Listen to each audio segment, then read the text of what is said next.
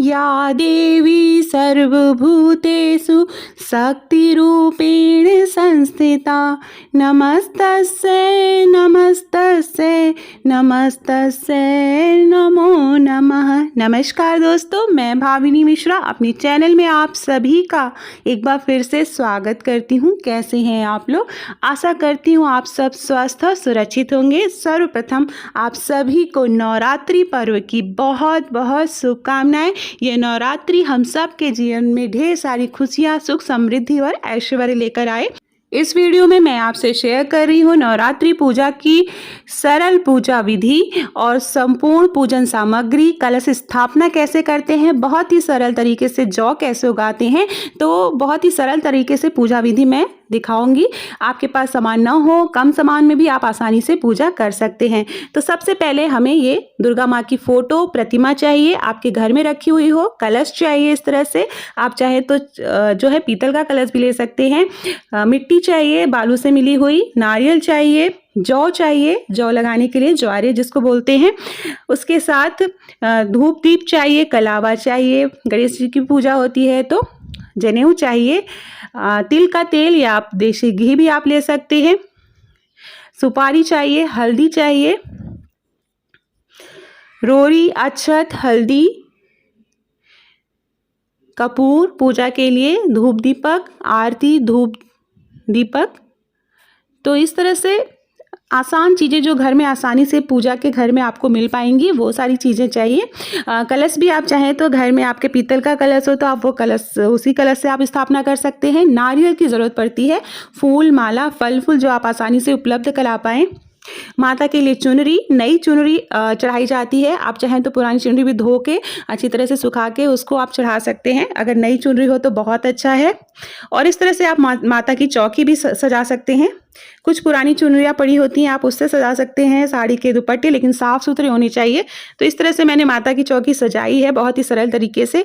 एक चौकी ली है, उसके ऊपर लाल रंग का वस्त्र बिछाया है। माँ के लिए लाल रंग का जो रंग है वो बहुत ज़्यादा महत्वपूर्ण होता है, तो लाल रंग की चुनरी और लाल रंग की चौकी पे वस्त्र बिछाया जाता है। सबसे पहले आचमनी करेंगे, गंगा जल से स्थान को पवित्र करेंगे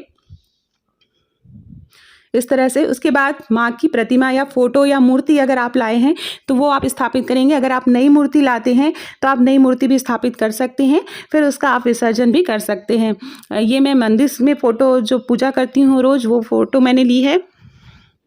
उसके बाद अष्टदल कमल बनाएंगे, चावल का ढेर करेंगे, अष्टदल कमल बनाएंगे, बहुत ही आसानी से बन जाता है, आपको दिख रहा होगा। और इसके ऊपर कलश स्थापना करेंगे। बहुत से लोग ज्वारे लगा के ज्वारे के ऊपर कलश का स्थापना करते हैं, आप चाहें तो ज्वारे को अलग भी आप स्थापित कर सकते हैं। ज्वारे को भगवान ब्रह्मा का स्वरूप माना जाता है, तो इसलिए ज्वारे जो है नवरात्रि में ज़रूर लगाए जाते हैं। ऐसा माना जाता है कि सभी देवी देवताओं की पूजा हो जाती है। तो इस तरह से कलश की स्थापना करेंगे। कलश में जल भरेंगे, जल में आप रोरी, अक्षत डालेंगे, हल्दी डालेंगे, फूल डालेंगे, आप चाहें तो 1 रुपए का सिक्का डालेंगे। ऐसा करने से घर में धन धान्य की कभी भी कमी नहीं होती है। उसके ऊपर कटोरी से के ऊपर चावल भर के रखेंगे। ऐसा माना जाता है इसमें चावल भर के रखने से भी घर में कभी भी अन्न की कमी नहीं होती है। तो इस तरह से देखिए, आप देख सकते हैं मैंने बहुत ही सरल तरीके से एक चुनरी लगा दी है। उसके पर आम के पत्ते लगाएंगे।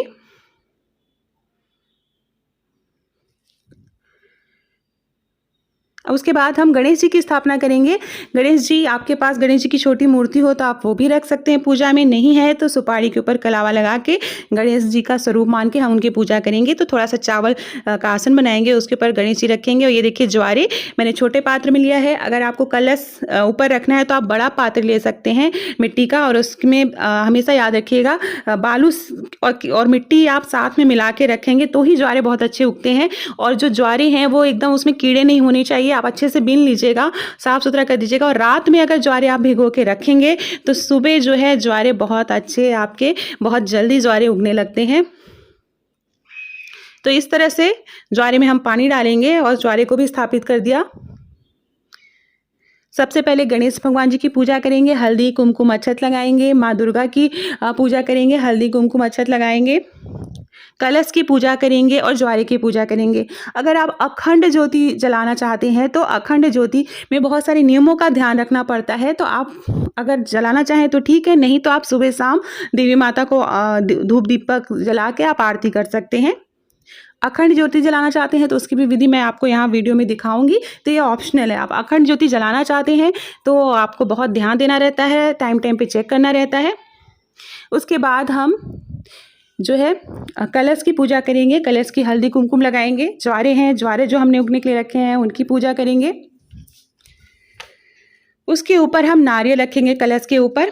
कलश के ऊपर नारियल में के ऊपर हमेशा लाल रंग का कपड़ा, आप इस तरह से लाल रंग का कपड़ा है, कपड़ा नहीं है तो चुनरी है, चुनरी नहीं है तो आप कलावा उसके ऊपर आप लपेट कर, कभी भी नारियल खाली नहीं रखना चाहिए। बहुत से लोग खड़ा नारियल रखते हैं, हमारे यहाँ इसी तरह से रखा जाता है। भगवान गणेश जी को जनेऊ चढ़ाएंगे, दुर्वा आप चढ़ा सकते हैं। याद रखिएगा कि माँ दुर्गा की पूजा में तुलसी शामिल नहीं की जाती है, आप भोग के लिए तुलसी का उपयोग ना करें। माँ को चुनरी चढ़ाएंगे, नई चुनरी आप अगर ला सकें तो बहुत अच्छा है।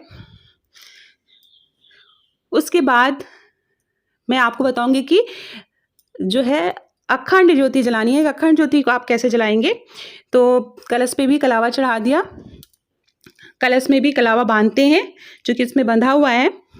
फिर हम सबको जल अर्पित करेंगे। ये देखिए अखंड ज्योति मैं जलाने जा रही हूँ, तो अखंड ज्योति जहाँ पे भी आपको स्थापित करनी है उसके नीचे अष्टदल कमल बनाएंगे चावल से, उसके ऊपर अखंड ज्योति रखेंगे। अखंड ज्योति रखने के बाद चंदन लगाएंगे, लेकिन जलाने के बाद भी पूजा विधि से की जाती है। तो इस तरह से हम पूजा करेंगे। माँ को याद करते रहना है। पूजा में अगर घर के सभी लोग शामिल हो तो बहुत अच्छा है। फूल अर्पित करेंगे। माँ को गुड़हल का फूल बहुत पसंद है, लाल रंग का फूल अगर गुड़हल मिल पाए तो आप ज़रूर अर्पित करें, या गुलाब लाल रंग का आप चढ़ा सकते हैं। इस मौसम में गुड़हल के फूल आते हैं। भगवान गणेश को पीले रंग का फूल चढ़ाएंगे। जहाँ पर ज्वारे आपने लगाए हैं वहाँ पे भी पूजा करेंगे, वहाँ पे भी फूल चढ़ाएंगे, कलश पे फूल चढ़ाएंगे। तो ये देखिए ये घर में रात रानी का फूल था तो उसको भी मैंने स्वस्तिक बना दिया, यहाँ पे पूजा में शामिल कर लिया। तो इस तरह से बहुत ही सरल तरीके से पूजा की जाती है। और नवरात्रि के जो पहले दिन हैं माँ को देसी घी का भोग लगाना चाहिए। अगर आप देसी घी का भोग लगाएं तो माँ बहुत ज़्यादा प्रसन्न होती हैं। उसके अलावा आप जो भी आसानी से आप बना सकें माँ के लिए अपने हाथों से बनाकर भोग जरूर चढ़ाएं, फल फूल चढ़ाएं। तो इस तरह से फूल माला चढ़ा देंगे। तो बहुत ही सरल विधि है, आसानी से कलश स्थापना हो गई। अखंड ज्योति जलाएंगे, अच्छे सच्चे मन से याद करते हुए अखंड ज्योति जलाएंगे। मंत्रों का उच्चारण भी किया जाता है। तो ओम दुर्गाय नमः, आपको कोई मंत्र नहीं आता है अखंड ज्योति जलाने का तो ओम दुर्गाय नमः का आप जाप करते हुए सच्चे मन से आप ज्योति जलाइए, तो देखिएगा वो ज्योति जलती रहेगी 9 दिनों तक। तो इस तरह से बस ये है कि जब भी आप कलश स्थापना करते हैं घर में या अखंड ज्योति जलाते हैं तो एक लोग को घर में ज़रूर रखना चाहिए। घर में ताला लगा के आपको बाहर नहीं जाना है। तो ये छोटी छोटी बातों का नवरात्रि में ध्यान रखना है। साथ में लहसुन प्याज का आपको 9 दिनों तक त्याग कर देना है। अगर आप 9 दिन व्रत रहते हैं तो अच्छा है, नहीं रह पा रहे हैं तो प्रथमा और अष्टमी के दिन आप व्रत रह सकते हैं। कलश स्थापना आप कर लीजिए, ज़रूरी नहीं है कि आप 9 दिनों तक व्रत रखें। फल फूल चढ़ाएंगे जो भी आपको आसानी से उपलब्ध हो पाए, केला सेब है जो भी आसानी से इस समय मिल रहा है। तो ज्वारे को आप अच्छी तरह से उगे तो सुबह शाम आप ज्वारे में बहुत ज़्यादा पानी नहीं डाल देना है, पानी का छिड़काव करते रहना है 2 या 3 टाइम। तो देखिएगा आपके ज्वारे बहुत अच्छे हो जाएंगे। बस याद रखना है ज्वारों को रात में आपको भिगो के रख देना है। सुबह अगर आपको माता के लिए ज्वारे लगाने हैं। माँ को श्रृंगार का सामान चढ़ाएंगे। श्रृंगार का सामान नहीं होगा तो आप चूड़ी और बिंदी ज़रूर चढ़ाएं। माँ को सिंदूर लगाएंगे। तो सिंदूरा आप जो भी पूजा में आप सिंदूरा शामिल करते हैं उसी सिंदूरे से आप सिंदूर लगाइए इस तरह से। और बाद में पूजा में आप सुहाग ले सकते हैं माँ दुर्गा से। तो ये इस तरह से सरल तरीके से हम घर में कलश स्थापना कर सकते हैं। ये अपने हाथों से मैंने प्रसाद खीर बनाई है माँ के लिए, तो वो भोग लगाएंगे।